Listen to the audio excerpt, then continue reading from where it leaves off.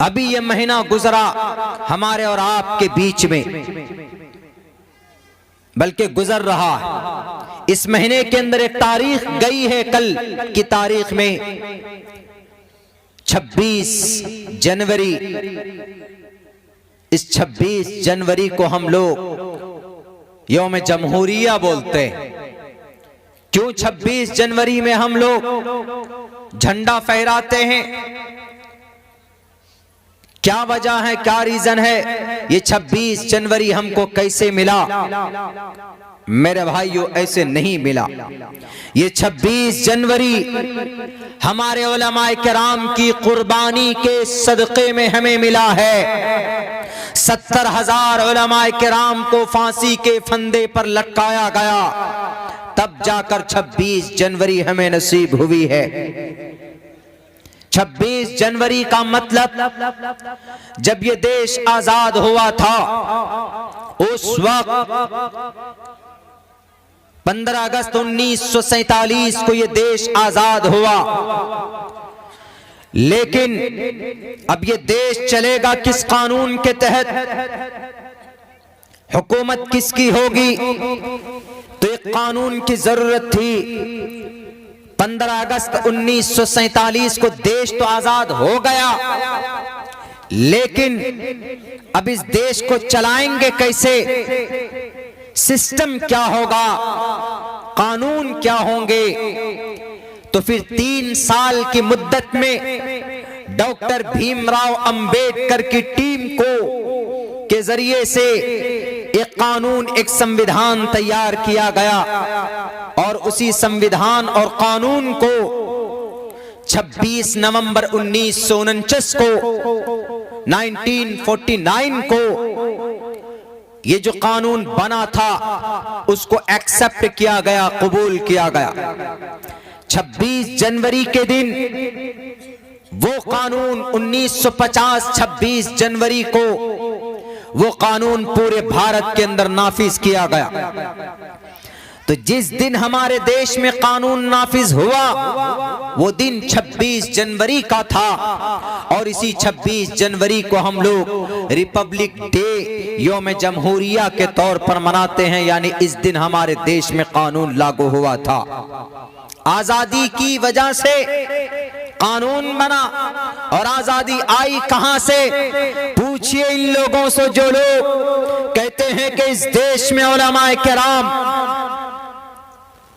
غلط جگہ سے جوڑتے ہیں، جن کی ٹوپی داڑھی دیکھ کر ٹیررزم یاد آ جاتی ہے، ان لوگوں کو دہشت گرد گھوشت کرتے ہیں یہ لوگ۔ بتائیے ان لوگوں کو کیا آزادی تمہیں کہاں سے ملی؟ علماء کرام کی قربانی کی وجہ سے آزادی ملی ہے۔ کوئی مائے کا لال کھڑا نہیں تھا انگریز کے سامنے۔ انگریز کے سامنے کون کھڑے تھے؟ علماء کرام کھڑے تھے۔ انگریز سے مقابلے کے لیے تلوار لے کر میدان میں کون کودا تھا؟ علماء کرام کودے تھے۔ دلی کی چاندنی چوک سے لے کر خیبر تک کا کوئی درخت ایسا باقی نہیں تھا جس میں علماء کرام کی یہ گردنیں نہ لٹکی ہوئی ہو۔ خیبر کی پہاڑیوں سے پوچھئے، دلی کی جامع مسجد سے پوچھئے کہ علماء کرام کون تھے، علماء کرام کا کیا مقام تھا۔ آج مدرسوں کو بند کیا جا رہا ہے۔ کون سا مدرسہ جہاں پر قرآن کریم کی تعلیم دی جاتی؟ کون سا مدرسہ جہاں پر علماء کرام بیٹھ کر چھوٹے چھوٹے بچوں کو پڑھاتے ہیں؟ آسام میں 300 سے زیادہ مدارس بند کر دیے گئے کہ ان مدرسوں کے اندر قرآن کی تعلیم دی جاتی ہے۔ کہتے ہیں کہ قرآن کی تعلیم بند کرو، نہیں تو ان مدرسوں کے اندر شریمد بھگوت گیتا کو بھی پڑھانا ہوگا۔ ہم کہیں گے کہ ٹھیک ہے پڑھاؤ آپ श्रीमद् भगवत गीता भी पढ़ाओ, लेकिन श्रीमद् भगवत गीता के उस मंत्र पर अमल करना होगा जिसके अंदर कहा गया अहिंसा सत्यम करोदस्तयागा शांतिरपैशुनम दया बुलेश्वलो लूप्तवम हीर चापलाम। गुस्से पर अमल नहीं होगा, जुल्म सितम पर अमल नहीं होगा, मोहब्बत के जरिए से ये दुनिया और देश के अंदर इंसान रुकेंगे। कुरान करीम के अंदर है अकीमुस्सलाह, नमाज कायम करो।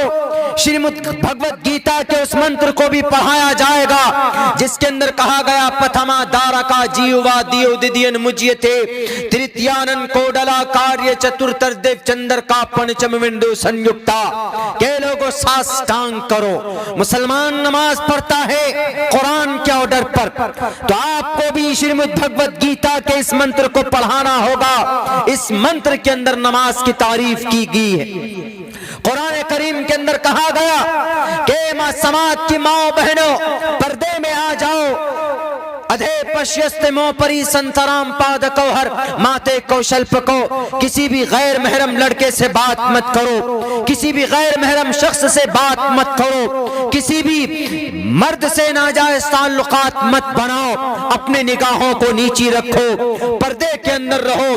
कुरान हदीस के मुताबिक, शरीयत के मुताबिक, अम्मा आयशा की जिंदगी के मुताबिक, फातिमा ज़ोहरा के मुताबिक जिंदगी के मुताबिक अपनी जिंदगी गुजारो। कुरान में कहा गया तो तुम्हारे श्रीमद् भगवत गीता में ये बात कही गई अधे पश्यस्ते मोपरी संतराम पाद कौहर माते कौशल्प को, कि माएं अपने घूंघट नीची कर लीजिए। समाज की बहनें अपने ऐसे लिबास में आप मार्केट जाइए जिससे आपके बदन का कोई अज़्ब दूसरों को न दिखे।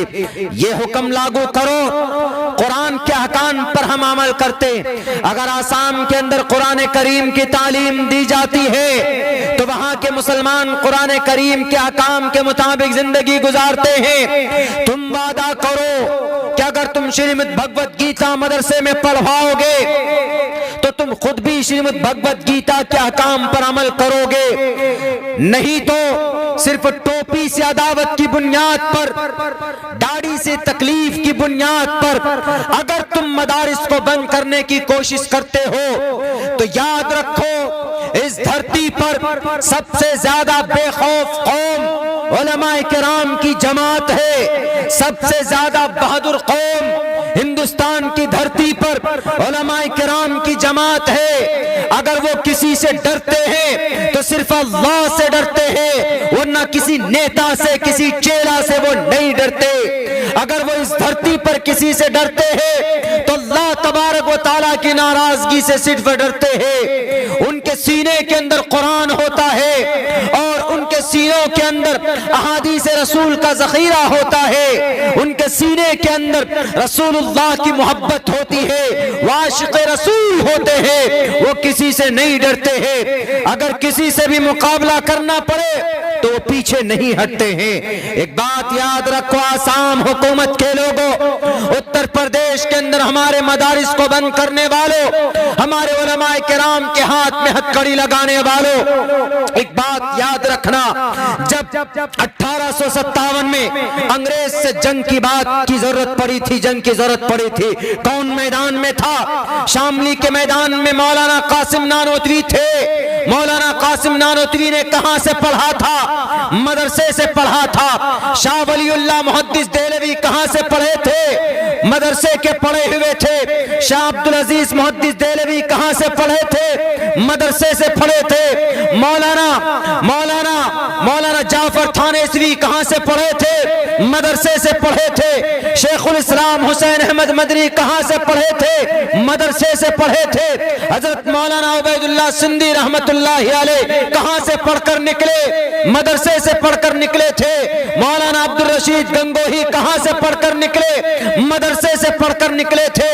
और मौलाना हाफिज जामीन शहीद रहमतुल्लाहि अलैह कहां से पढ़कर निकले? मदरसे से पढ़कर निकले। मौलाना जौहर कानपुरी कहां से पढ़कर निकले? मदरसे से पढ़कर निकले। मेरे भाइयों, मौलाना अहमद रजा खां बरेलवी कहां से पढ़कर निकले? मदरसे से पढ़कर निकले थे। अगर ये उलमाए किराम मदरसे के पढ़कर निकले थे, जालिम अंग्रेज के दांत खट्टे कर सकते थे। कौन थे ये? सामने तोप के दहाने पर खड़े होने वाले ये उलमाए किराम سامنے ڈٹ کر کھڑا ہوا تھا۔ آج بھی اگر اس دیش کو ضرورت پڑی ہے خون کی تو سب سے پہلے اگر خون دینے کے لیے کوئی تیار ہوگا تو وہ قوم جماعت کون سی ہوگی؟ وہ جماعت علماء کرام کی جماعت ہوگی، کوئی دوسری جماعت نہیں ہو سکتی۔ میرے بھائیوں